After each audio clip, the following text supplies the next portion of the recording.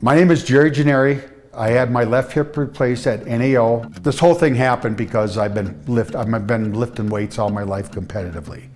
About 3 years ago, I had started having really bad pain in my left hip, and it got to the point where I couldn't tie my shoe or put my sock on or anything like that.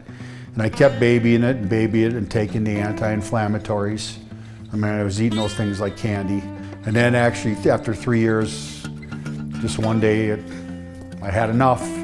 The pain was unbearable at most times. The 2 days before the surgery, and even walking into the hospital on the 29th, it hurt more than it had ever hurt before. And it actually hurt more when I walked in than when I walked out 8 hours later.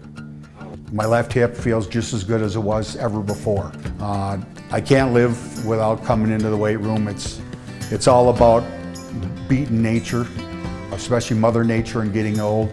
I can still do 20 pull-ups. I can still do a lot of stuff I couldn't do before. I'm not bulletproof like I used to be, but I mean, in most cases, it's been a way of life for me and for my wife.